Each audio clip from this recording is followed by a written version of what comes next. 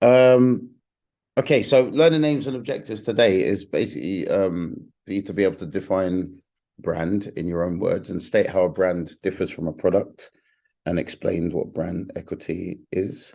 Summarize why brands are important, explain how branding can apply to virtually everything, and describe the main branding challenges and opportunities, and also to be able to understand how branding can work for you in whatever context you are interested in using it in. Um, so, what is a brand? There's a definition on the screen for you. This is from the American Marketing Association. That is an official organization in America. Um, that is an association of marketers and stuff. Give me the thumbs up when you've had a look at that. Those of you on camera, the moment you two do that, I will move on. Awesome, awesome, awesome. Awesome. Okay, brilliant. But here's the thing. I maybe one of you might have heard me say this before, but branding it's something that's been going on since ancient Egypt. A long time ago, the Egyptians they would burn using a hot metal rod with a kind of special mark design on it. They would burn into the skin of their cattle and their sheep, and that way it would show ownership of the cattle and the sheep.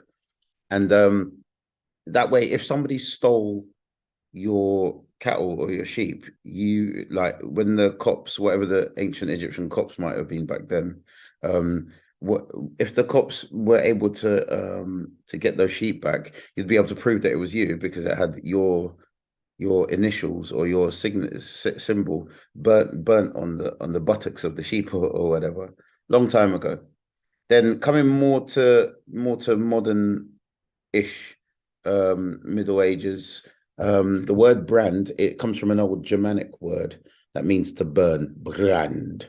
And it literally means to burn, because you're literally taking the hot iron rod and burning it into the skin of your cattle and your sheep. Then later on in life, getting into things like slavery, you'd brand your slaves by burning a mark into them. So if your slave escaped, the next slave master down the road, if they tried to pretend like your slave was theirs, you'd be like, no, it's got my initials and my special mark in the slave's butt underneath the armpit, whatever it is. And this is a way to brand your slaves. And then in more modern day, we no longer burn symbols into people's skin anymore. So, for example, if I wanted to brand Jasmine, I can no longer tell Jasmine, oh, bend over. I'm going to take a symbol on my iron rod and burn it into your butt. So I can say, oh, she's my customer or she's my product or whatever it is. That's no longer the thing. I'm using you, Jasmine, because you're the one on camera. Apologies. So it's no longer the thing, like burning something into somebody with a metal thing. But that's basically what branding is about. We no longer use the metal thing. We just use psychology now. We use psychological techniques to burn logos into people's minds. So I'm sure to if I was to say to any of you now, think of a famous fast food restaurant. I'm sure a logo can come up in your mind very easily. And whatever logo comes up in your mind, that company has done a very good job of burning their logo into your brain. So that as soon as somebody says fast food, you think, oh, yeah. And if I said to you, think of a second famous fast food restaurant, not the first one, that second one has also done a very, very good job of burning their logo into your brain, into your mind. Some of you might have thought of a big yellow M. Some of you might have thought of Wendy. Some of you might have thought of Burger King. Some of you might have thought of KFC, so on and so forth. But these companies have all done a good job of burning, using psychological techniques, burning their brand into your brain and stuff. So it's hard to get out. And so that you think of that brand as more important than other brands. I do some things. I'm kind of treading lightly at first, but I'm doing some things to burn my logo into some of your brains. And in the near future, I'm slowly going to shift a few colors around and stuff to burn it even more because I've been reading about the science and psychology and the art and science of burning things into people's brains with certain psychological things I learned a long time ago on my degree. Yeah, I'm just having fun at the moment with the idea of burning things into people's brains. Is my logo in any of your brains yet? No, not doing a good enough job yet. Damn you. I'll find a way. I'll find a way. I'll burn it into the back of your heads until every single time. Well, actually, if my logo is not in your head, if somebody says the words NLP to you, my aim, part of my aim is to make it, if somebody says NLP to you, I want to be the first person that you think about. I want DSNLP, the Darren Shaw to be the first things that you think about. Have I achieved that with any of you yet? Oh, well, it's worked with Anne. That's a good start. Not you, Dina? No. Oh, Yeah, you use a lot of different stuff, so oh yeah. Oh, good point. NLP, business you do stuff. use a lot. Yes, you do use a lot of stuff. That's That is good fine. feedback because Feedback for you. yeah, that's feedback for me, and that lets me know that maybe I could do more to burn it even more into your brain, so that when you think of NLP, or without even thinking about it, you think Darren. You know, that's what you want to do with your brand. You want to make it that when somebody says a certain thing in the category that you operate in, the first thing that they think of is you, your brand. First thing they think of is your brand. Coca-Cola have done a very good job of making sure that their brand is the biggest brand on the planet for what do you call that in America? You call that a soda? Is that what you call it in America? A soda? It Coke. depends on where you live. Oh, they also call I, it pop, right? I call it soda, but some areas of the country call it pop. And there might be something else that they call it too, Yeah, we somewhere don't else. use any But of it's those either words in England. pop Yeah. or soda. I'm a soda person. So I've started saying the word soda recently to try and brand it into my brain. So when I'm talking to Americans, I can say the American word. 'Cause we don't call it any of those words over here. But still, same way we know it as a brand, biggest brand on the planet. Whatever country you go to in the whole wide world, from Eskimos to the people that live in the sand and the desert, they recognize the Coca-Cola swirly writing, and the brand is the same everywhere you go. Right. Before we continue, just a quick video to get you in the mood. So just sit back, relax, and let me take you on a bit of a journey real quick.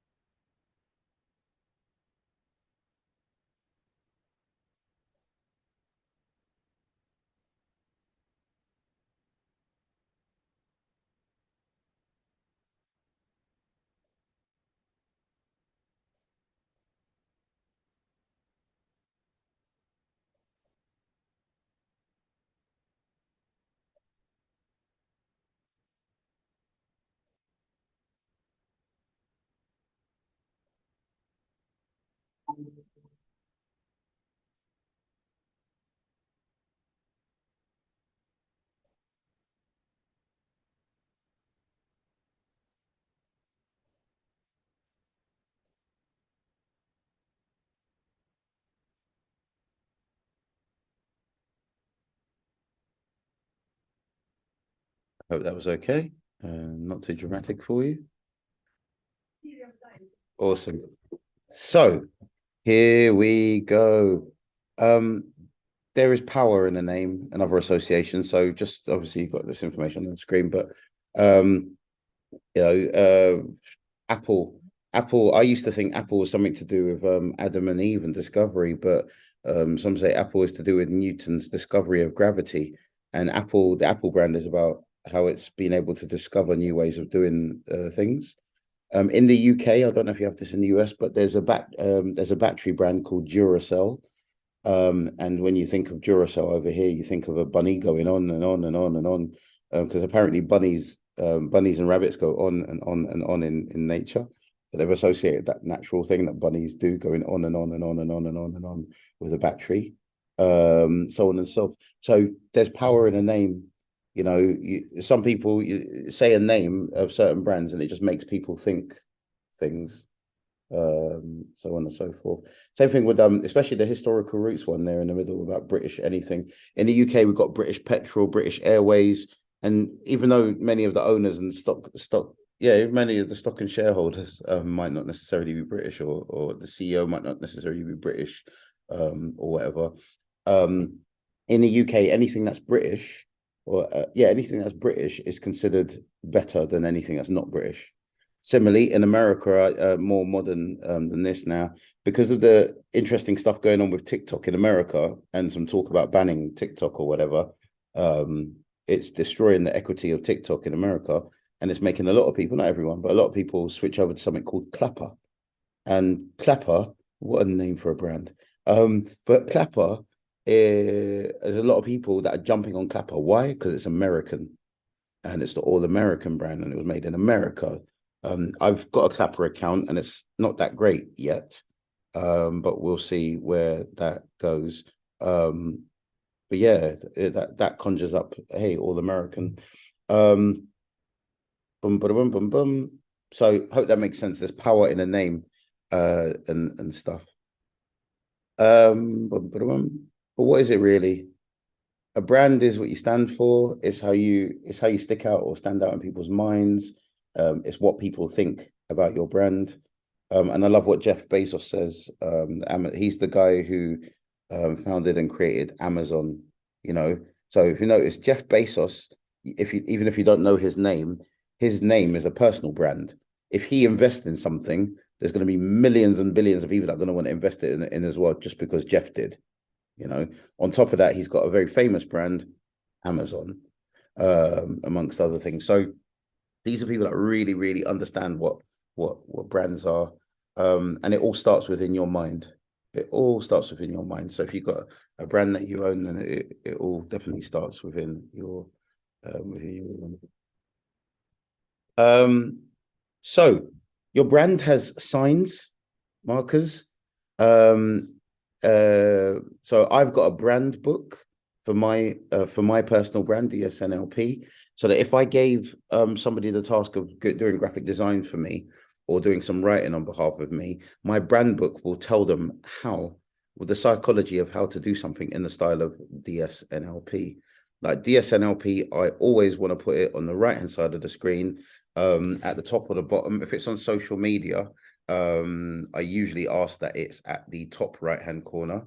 And if it's the bottom, it needs to make sure that there's no icons covering it. So for example, if this particular slide was a video on Instagram, Facebook, there might be a click the sound on off button, which will end up going over my logo if my logo is put in the wrong place. Similarly, if I do stories on Instagram, on the right-hand side of the screen, when I do a story, there's all these icons that tell people the actions that they can take. And because those icons are on the far right, I want to make sure that my logo is not on the far right, so it's not covered by those logos. So when I'm doing Instagram, I tend to put my logo in the middle somewhere, at the top, if I really want to brand my logo, and at the bottom, if the message is more important, and I just want to subtly have my logo. Do you know what I mean? So my brand book's got the psychology of exactly how to use my brand, including the brand colors as well. So I've got certain colors. So if I'm doing something that signifies that you can make money out of it, you'll notice me using these particular colors on the slide, because these colors signify money. That's a very royal navy blue, and I'm using gold writing. So I'm using the unconscious communication to signify money and wealth, and so on and so forth. Like I say, I'm about to do some brand color changing things. So I'm slowly working on that, because I want to make sure I get this right, so I brand things into people's mind. Because at the moment, I've got more like a corporate brand, where it's there in the background, like sort of grey and black. So it's there in the background. Now I want to get this on a white background. But it's very corporate, and corporate brands are usually kind of hidden in the corner of things, which is fine. And I still want to do that, but I want to do more burning into the human brain. So again, I'm going to change the colors around, because black isn't a color, doesn't burn into your brain anywhere. Should just be used for outlines. So we shall see. The second point on here, your brand identity needs to be superior before you do graphic designs and before you design the identity of the company. A lot of people are like, oh, why am I not getting customers? Or why are people not attracted to my brand or to what I do or whatever? Your brand needs to come first. A lot of people are not doing very well in their business, or not doing as well as they want to, because they haven't made sure the brand identity is there. And if you've got no brand identity, then there's nothing and no one for the people to get on with. I mean, you as a human being, you might be all nice and friendly and stuff, but nobody remembers your brand, because your brand has no identity. Have you ever met somebody with no personality, no identity? They're forgotten quite easily. Like, what did that person say they do again? Can't remember. Oh well. So yeah, it's important to understand the brand before you do anything and everything else. And if you don't yet, sometimes it's a good idea to go backwards and look at how brands identities are formed, and so on and so forth. Boom, boom, boom. Does anyone have any questions, or is everyone happy? I have a question. Go ahead. So your brand book, I actually have one of those because my branding was done professionally by a designer a few years ago. But I'm just curious, what else do you have like I guess in your brand book? Because what this is supportive for is I'm going to be hiring some graphic designers soon. Mm. So I'm just curious, like, do you have any like suggestions on what else should be in there to make the process smoother? One of the easiest ways, you could literally ask ChatGPT this question, and it would give you a whole list of stuff to go beyond where I'm going today. You could literally say, want to write a brand book, what needs to be in it? And ChatGPT will actually give you an answer for that. But things like your font, because you don't want to use a font when you're really, really on point with this. You don't want to use a font that everybody else uses necessarily. I mean, you can do.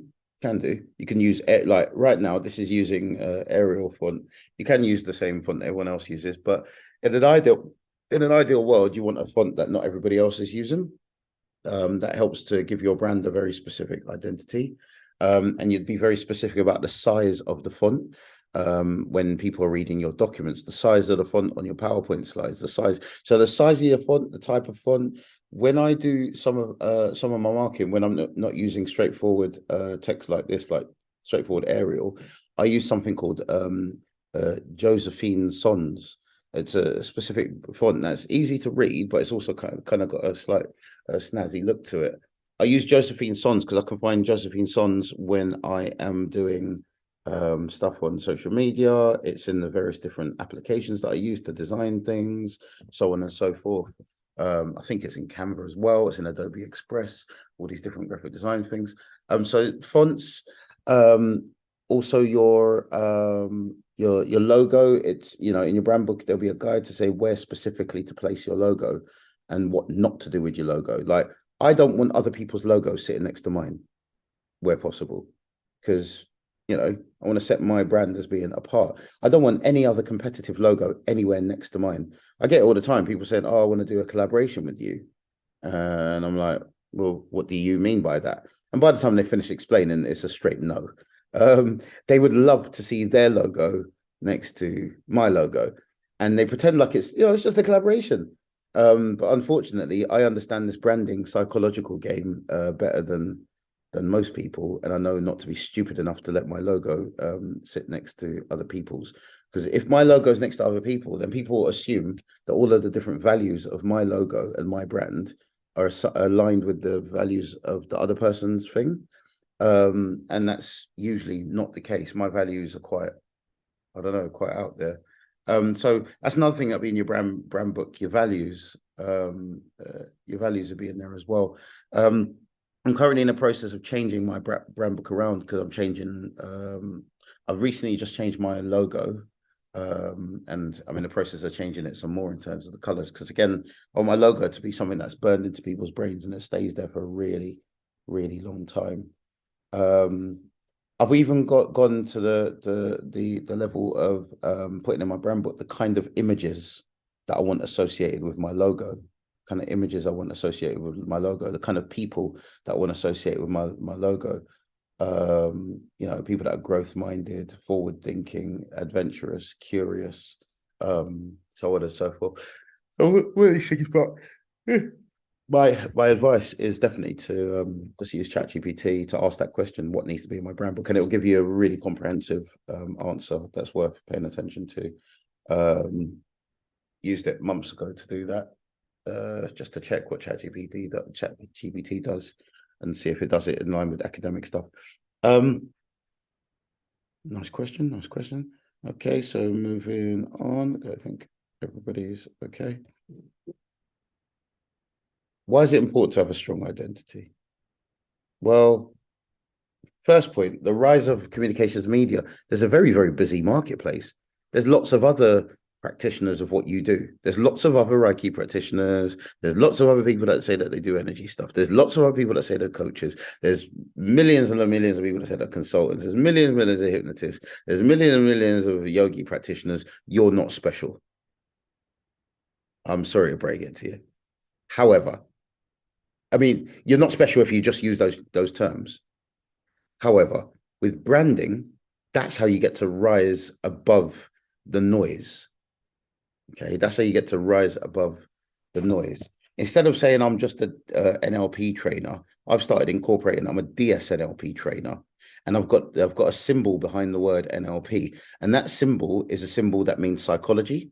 It's the Greek symbol for psi, and that's a real nod to the fact that I'm an empirical thinker and I think about research and statistics and academic theory and all this sort of stuff. And the fact that I've made it my own, and I make it my own way of doing things, DSNLP. When I add colors to this now, it's gonna demonstrate that there's some personality in there, and it's not just boring old NLP. So yeah, there's so many different identities out there in the world, because it's a busy marketplace. One of the things about my brand online is I am a black guy with a British accent who talks about NLP all the time. It makes it very, very easy to remember me in many of the rooms that I go into. It took me a little while to realize that and accept that that's a thing. But now I recognize that that's a thing, and that works in my favor. And also, when I go into NLP conferences, I tend to be one of the very, very few black people in there. And the conferences I've spoken at, I've always been the only black person speaking, which means I can be so laid back about things because I'm like, oh, well, no one's going to forget me in a hurry. Whey, hey. I'll be remembered as the only black guy on the bill. And that works fine for me. Some people wouldn't like that, but me, I'm like, oh, that's perfect. Less work to do. Yay. Over here in England, in the music scene, in the jungle drum and bass rave music scene, I'm not the only black guy that does what I do, but I'm the only black guy that talks posh when I'm talking posh, or more British when I'm off stage.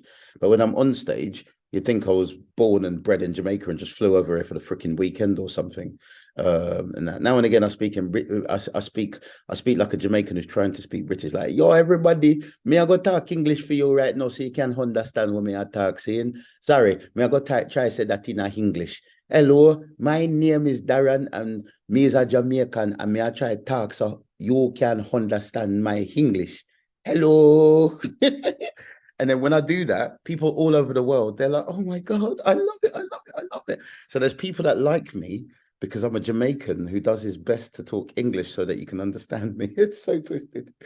Yeah, so funny. But so it's really, really important to really stand out for the crowd, from the crowd, and have your identity out there. Also, I'm just going to jump to number 3. You've only got the strategic advantage with your brand for a few months, sometimes for a few months. Because if somebody sees that you're doing something and it's working, they are going to copy you. If you're doing something and it's making money, people are going to copy you. If you're doing something and it's going really, really well, people will copy you. Facts. So you need to always be staying above and beyond everybody else. Maybe one day I might go even deeper into this sort of stuff in another context. Like, this is like just the beginning of what I want to talk about in terms of brands. But yeah, copycat market strategy. People will copy you if they feel the need. So that's a good thing to point out. The last 3 points on this slide. The image of the brand, the logo, is the brand's design that the customer sees. Identity is like the DNA. It's like the personality. It's like the DNA, the sort of unseen part, the part that the owners know about and the managers know about of an organization. For example, can anybody here tell me what McDonald's is in the business of? Dina, you're not allowed to answer. What's McDonald's in the business of? Anyone know what McDonald's business is? Fast food. Okay, we got fast food over there in America from Anne. Jasmine, did you have an answer? I'm not quite sure what their agenda is. What's their business? No, what's their business? I mean, I guess crappy food. Oh, oh my God. Sorry, I'm covering my mouth. Like, did you just say that? Wow, that's offensive. To McDonald's lovers everywhere. Wow. Okay. I'm sure you didn't mean to hurt their feelings. Crappy food. How dare she? McDonald's is actually in the business of real estate. To the public, it looks like fast food and crappy food and burgers and milkshakes and fries, but they're actually in the business of real estate. That's their business. They buy real estate, they put a restaurant in it, make the restaurant make money, and then they sell that real estate and the business to a franchisee. If they were only trying to make money out of 99-cent hamburgers or whatever, then they'd be here forever. They're in a business of real estate, like selling their business and access to, and they sell the license to run a business under their brand. The McDonald's brand is probably one of, if not the biggest brand in the world, specifically definitely for food. But they're in the business of selling real estate. But then they make the public think that their business is food. Like, yeah. I found that interesting the first time somebody pointed that out. I was like, oh yeah. McDonald's tries to get the best real estate in the best places to make the most amount of money. And then again, they sell that. So a lot of McDonald's are franchise owned and not company owned. I used to work for the actual McDonald's company, the actual corporation itself. So I got a lot of skills around customer service and management. I was a manager in McDonald's by the age of 17, 18, something like that, 17. And then I worked for McDonald's for about 5 years in various different positions. I'll tell you, their whole thing is all about their personality, the DNA, the identity of the organization, so on and so forth. Right. Any questions for a crack on? No. Nice one. So what is our brand identity? Ooh. I want you to think about these questions for yourself for a moment.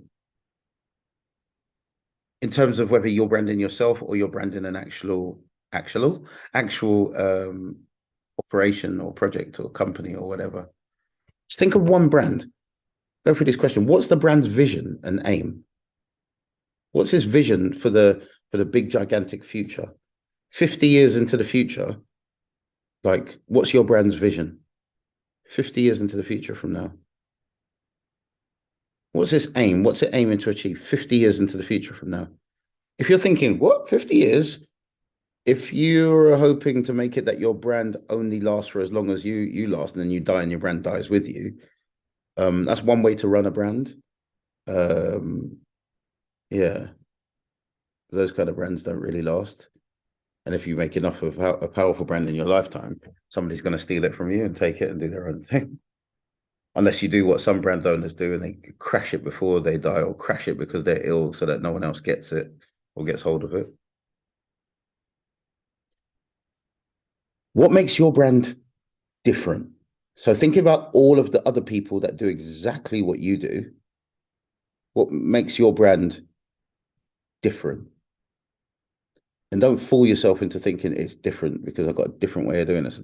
What actually makes it different? Like, what really makes it different? What need is the brand fulfilling?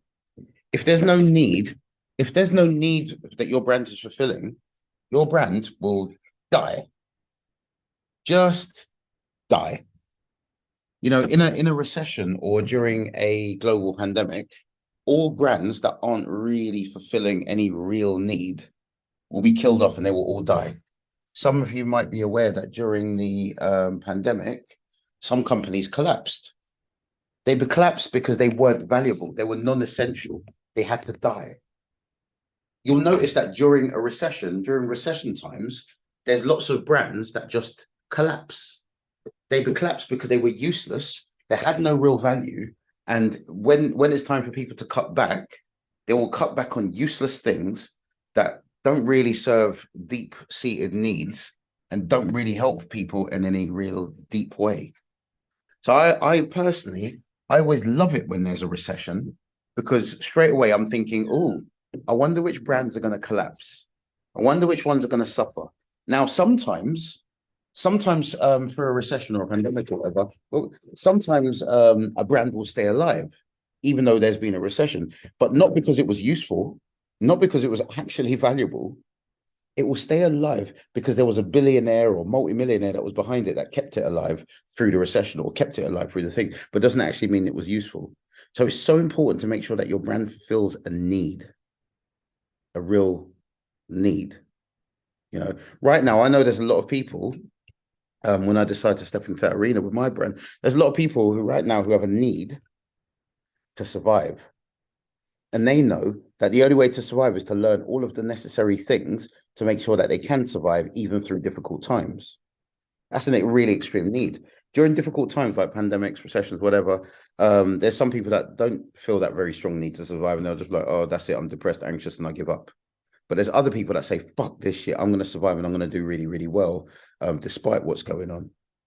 So that's an important thing. So what's this permanent crusade? I'm on a crusade to change the world of all the people who blah, blah, blah, blah. I'm on a crusade to make sure that, or my brand's on a crusade to make sure that everyone has the blah, blah, blah that they need and deserve. You know, what's this permanent crusade? It's permanent fight. What are its values? Your brand needs values. If your brand doesn't have values, it's going to lose direction. It's going to go through problematic times. It will have issues.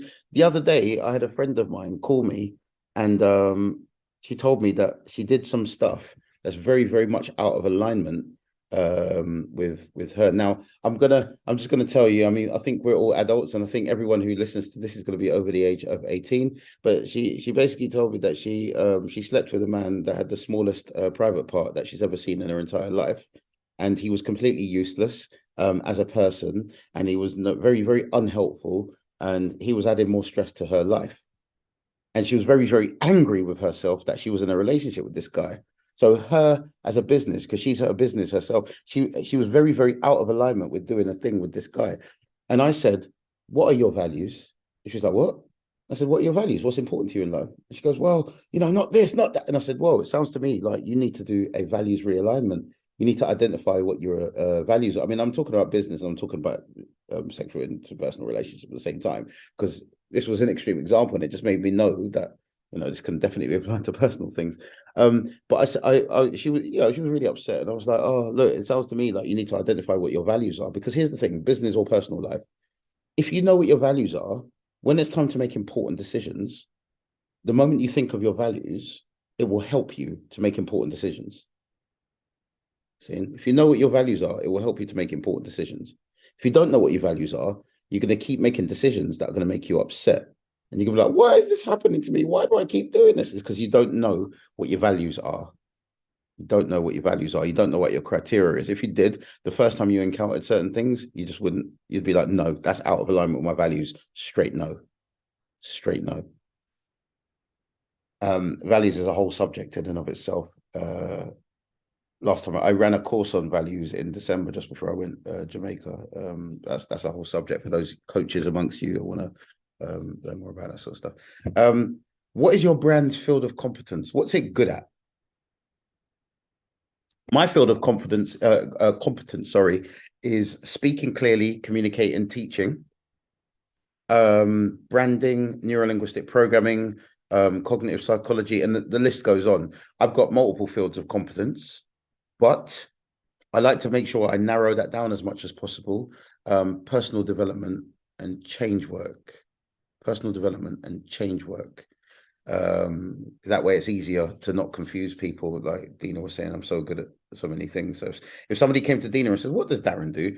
Well, he can do a few things. That's not the message I really want out there. I want to make it that people feel that my field of competence is a very specific thing. And last but not least, what are the signs that make your brand recognizable? I'm sure you're all aware of companies in whatever country you're in that have a certain tagline, certain slogan. I was just about to say slagline, a slogan or tagline, where the brand is there, and just underneath the brand logo, there's a sentence that is just always there. Does anyone know the tagline of Nike? Just do it. Exactly. They've branded that into the brains of everyone who recognizes that. They've done a very good job of the psychological techniques. Any questions before I move from brand identity and creating one? These questions here are freaking powerful. If somebody doesn't have an answer to these, straight away I'm like, yeah, you got a problem. So I have a question. Yeah, go ahead. So like we have these questions. Is there a specific place that you communicate this, or is this just for you as like the owner to like reflect upon? I would look, you could literally probably take these words, put them in put them into ChatGPT, and then and write a description of what your company and business is and does and who it targets, and put all this information into one chat thing. Click the button, and ChatGPT will answer. Tell ChatGPT to answer all these questions for your brand, and you could then put some of that copy, like, what's the brand's vision and aim? I'd put that on my website in the about section. What makes it different? That'll be in my copy in multiple different places. What needs is the brand fulfilling? I'll say that again in my copy. What are its values? That'll be on my about me page when I'm done. What's its field of competence? You might keep that to yourself, and you might tell other people. What are the signs that make the brand recognizable? That might be in your brand book. And that'll be in everyone who works for the organization. And anybody who works for you has to abide by this. Your brand becomes like a religion. Your brand becomes like a religion. I wouldn't have anyone working for me as a contractor or an employee if they weren't in alignment with the vision. When you go to a job interview, they are usually asking you questions in a job interview to make sure that you are in alignment with the specific role that you are going for. And then after you get that job on day one, most organizations, decent organizations, will give you training in understanding the brand, the company, what the company's vision is, so that you fit in with it. So you might incorporate this into training when you involve people into your thing. you might have this, yeah, definitely in your brand book that you're going to give to graphic designers, mainly as an extra piece, just so they know what you're trying to achieve. You know, I think that's really I important. Go, Dina. I have a question. It could have been asked in a previous section, kind of, but I'm going to ask it for this because it is linked to this. I have literally been told, I'm confused what you do. Sorry, people have come to me. A person has come to me and said, I'm confused about exactly what it is you do. What do you do again? So I obviously need to make this really clear. So that's a big problem for me because of unclear websites, I'm going to guess, but also because of doing too many things online, Clubhouse, etc. So that's blatantly brand identity. What do you want people to think you do? Exactly. I want them to know that I'm a hypnotherapist. I'm a hypnotist. I'm a hypnotherapist. But that's obviously got really confused because of the stuff I do. Yeah, you're going to need to associate the word hypnotherapist with what with your brand. You say you want to associate it with the brand name that you got. I want to associate it with my website and my brand name of Vox Meta. Yeah, then you need the word hypnotherapist in big letters or big enough letters next to your logo. You suggest literally next to my logo? You need to associate the two terms on like if you do a piece of graphic design, like you design some kind of what do you call it? A logo. If you design some kind of no social media sort of graphic type thing, then Okay. that word needs to be like basically closeness makes human brains think that two things are connected. Got you. Imagine like I imagine imagine if every single room that I mean it almost is the case at the moment, but imagine if every single room that I did, you had Darren on stage and you had Jasmine on stage, Dina. So Jasmine was always on the stage every time, every time, every time, every time, every time, every time, every time, every time, every time. After a couple of weeks, people will start saying, "Oh, you and Jasmine work together. Oh, you and Jasmine are in cahoots with each other." Because the human brain just assumes closeness when it sees two things next to each other.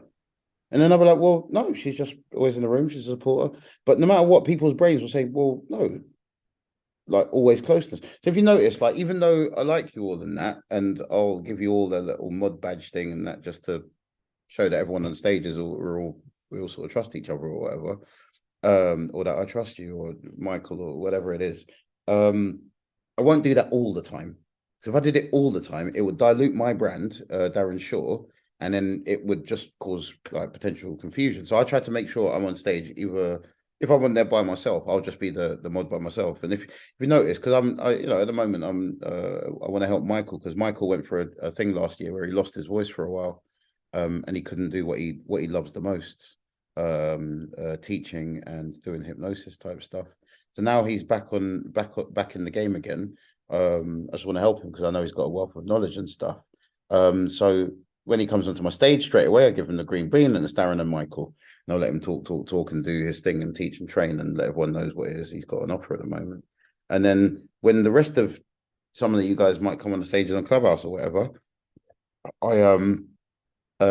after Michael's been talking for a while, I just start giving the green bean to everybody just to show a kind of unity, community, cohesion, family kind of thing. And we all got a green badge. Anyone comes onto the stage and I don't know them or I don't like them, they won't get that green bean.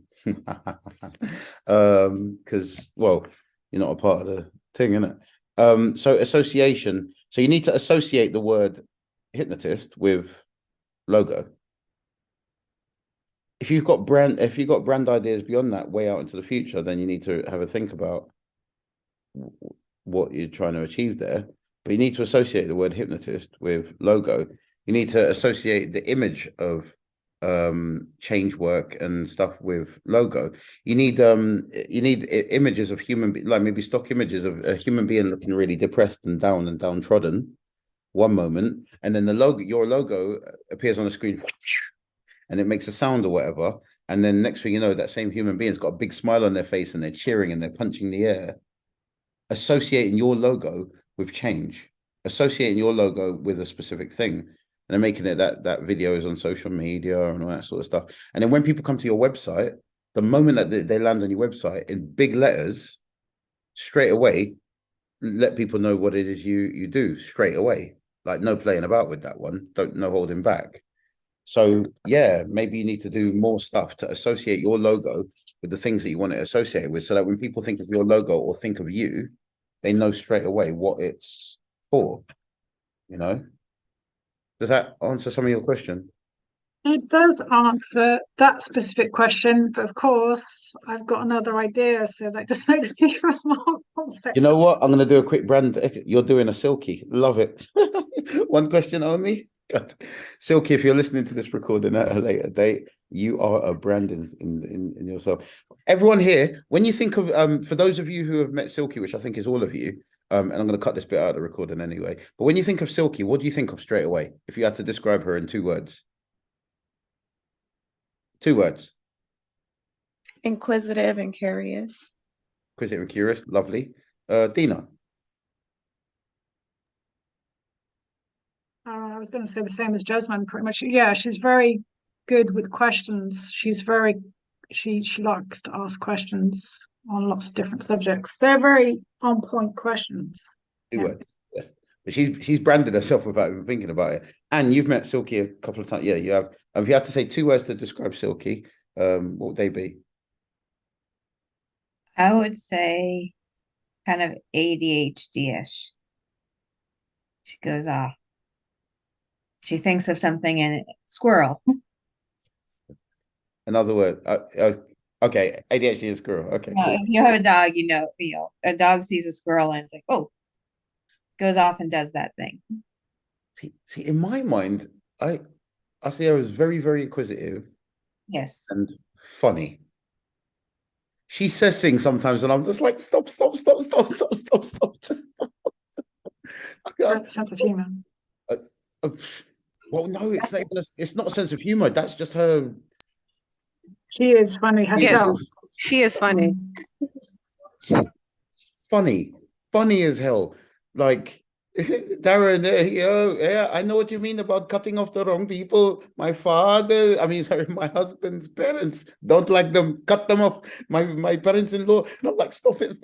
You're dissing a man's mum and dad, like, while he's probably in the house walking around. Like, my God. Yeah, that's what I mean by going off on like the tangent. She She's funny. goes off but yeah, it's funny. That's what comedians do, though. They talk about things in a way where they say it naturally, and you're just like, oh my God, it's funny. But oh God, it's funny. All right, so she's got a brand identity. If she knew how to tap into that, she could literally make so much money. She could literally do a thing of talking about what she's learned about, I don't know, British or American culture, and she could just talk about it. Oh my God, you know what they find out there? And she can make people laugh, and there's people out there that would pay for things like that. Because people need to pay for a laugh these days. Right. Here is some steps to how to decide your brand's values. So you can have a look through that if you want, if that's helpful and useful. I'm going to move this thing over here. Yeah, so 1, 2, 3 up here, I've already kind of identified in things I was saying earlier in terms of what the brand stands for and stuff.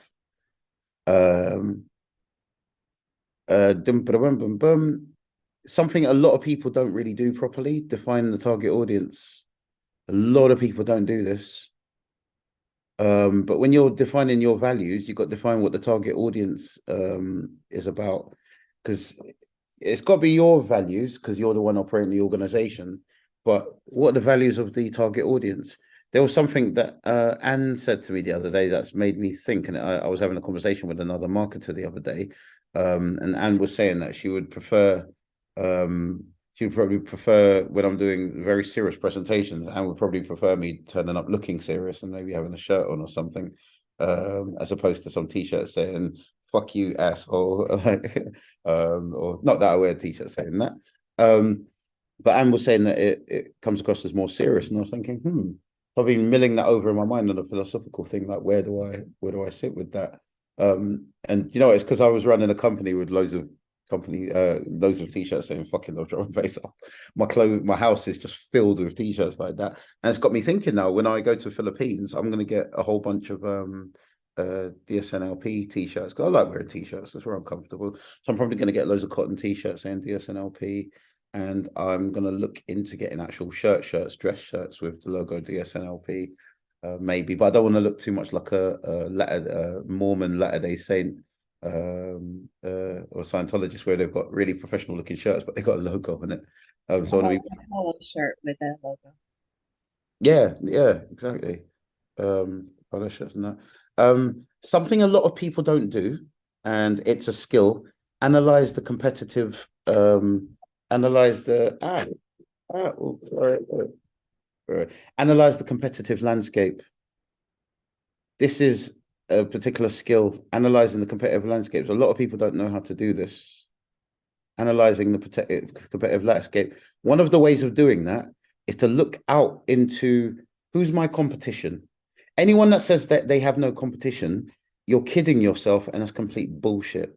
Jasmine has loads of competition in terms of direct competition for Jasmine would be other Reiki practitioners. All right, that would be other Reiki practitioners. Indirect competition for Jasmine would be coaches or therapists. You know, because these are all, whether it's coach, therapist, Reiki, hypnosis, these would all be people that can help people with sort of feeling better or changing their energy around certain things or whatever. They're all competition, all of them. Competition for Coca-Cola is bottles of water. Coca-Cola, one of their secret agendas is to have market share of people's stomach space. You know, so food like physical food that you can eat is competition for Coca-Cola, indirect to beverages. You know, this is why Coca-Cola owns water, owns orange juice like Minute Maid, owns Fanta, owns Sprite, owns Coca-Cola, owns this, owns that. Coca-Cola knows what its competition is, so it buys out the competition and then makes all of these different brands seem separate. The Fanta brand seems like it's separate to the Coca-Cola brand, but they all belong to the same company. It's just that the Coca-Cola brand's worth about $80 billion, and the Fanta brand is probably more worth about $50 billion.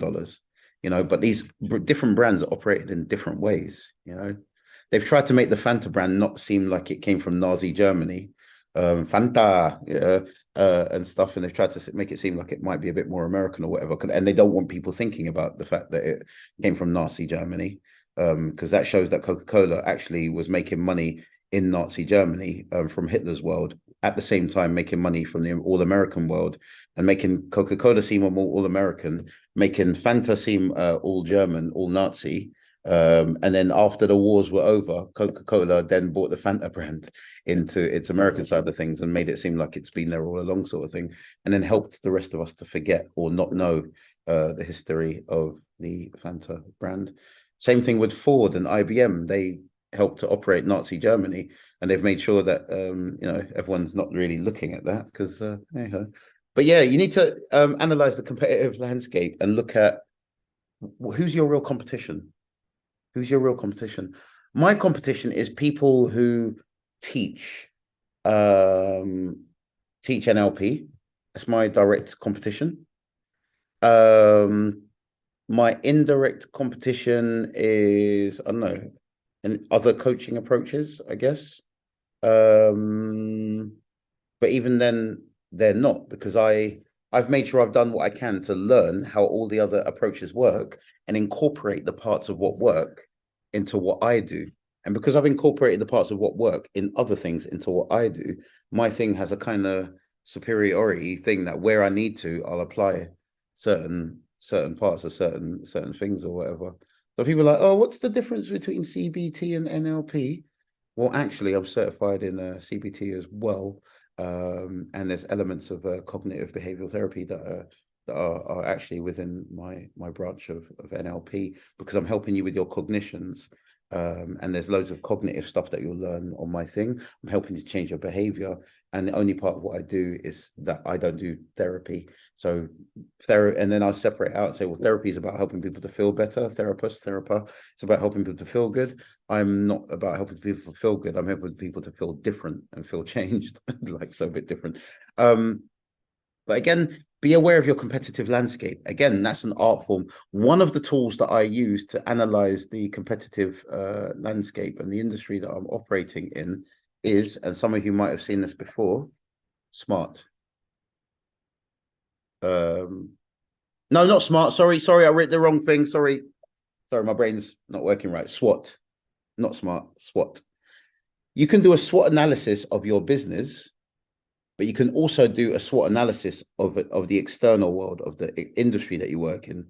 What's the strength of NLP? Fast, quick, well known by a lot of people. What's the weaknesses? Some of the history of it, and the owners have got their terrible dramas and whatnot. What are the opportunities? Well, in Britain, the NLP industry fell to pieces. The NLP industry fell to pieces because the pandemic, and a lot of the master trainers started panicking, and things got a bit weird, so on and so forth. But yeah, and the threats within the NLP thing. Well, you can meet one person who says that they're an NLP master prac, but they maybe did a $2 course on the internet, and they paid $2 and they became a master prac. But then you meet me, and I'm saying I'm a master prac, and people are like, well, that ain't worth much. I mean, I know people like you that spent $2 to have your same status. So it doesn't really, the term master prac in many circles doesn't really mean much. It means more to say who you learn with, or it means more to say what skills you have. So that's one of the threats to my thing. But doing a SWOT analysis of the competitive landscape is a whole thing. I used to teach undergraduates how to think about such things. So doing SWOT analysis is a one. Research, need to do lots of research. A lot of people think that they've done research. We haven't done enough sometimes. But you need to do a lot of research, really find out what's out there. And this will help you come up with your brand's values. And you got to, you got to think of your brand values as human characteristics, like very human-like characteristics, fun, friendly, cares about growth, whatever it is. Like, you got to think about what the personality of brand, as if it was the personality of somebody you work with, or a friend of yours, somebody that you care about. Anyone got any questions, thoughts, comments, insights? Is this useful? I haven't even asked you that question. Oh my Lord, is this useful? Yes, this is very useful. Brilliant. Good. It's useful to Nakia. Awesome. It's useful. Thank you very much. It is useful. Awesome. Don't ever assume that I can see you. So if you're ever like nodding or putting your thumbs up, I don't always know. This is supportive. I have a question. Anyone? Well, I'm going to start with one. So, this is supportive, and I resonate with like what you were saying, because you have all of these different tools that you gather and that you like combine together, which gives you like your own unique spin. That's similar to my work. And over the last 5 years, like I've done a deep dive into all of the things that were out there and tested out so many different things. Which is why I structure and put my stuff together the way I did. So I guess my question is like, how do you distinguish yourself and your branding and your individual things that you bring out so that it's like top of mind for your clients? Well, main part I'd say is the research part. Once you find out what everybody else is doing and what everybody else has in common, it helps you to make a decision about how you need to be different.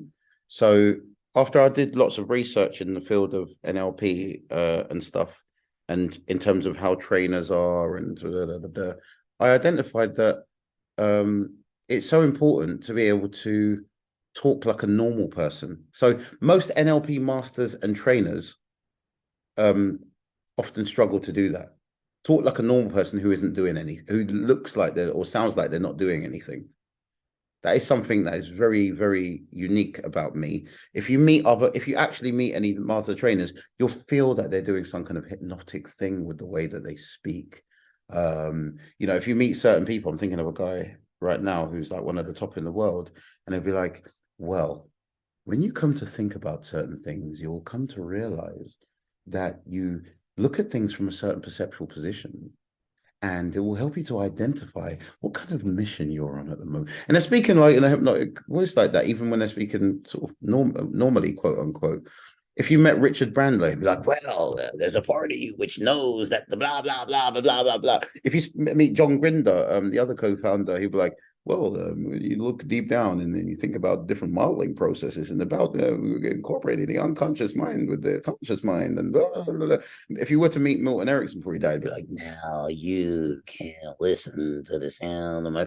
Most of these people, you don't get them sounding like they come from a remote part of London, or you don't get them speaking, you don't often hear them speaking in plain English. And that now and again you'll be lucky and you might hear a couple of people doing it, but then there seems to be a trade-off where when you're speaking normally, it means you don't have enhanced skills and so on and so forth. Or if you sound like you've got intense skills, it seems like you struggle to connect with normal.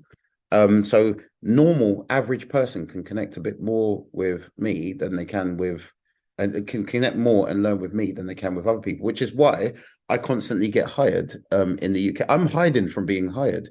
I'll get hired really, really easy for jobs doing teaching people in London, because if you speak normal British English, you can't really work with unemployed people, because unemployed people speak like normal. So again, I've done my research. I found out what everybody else is like, and that's helped me to decide how I'm going to be like.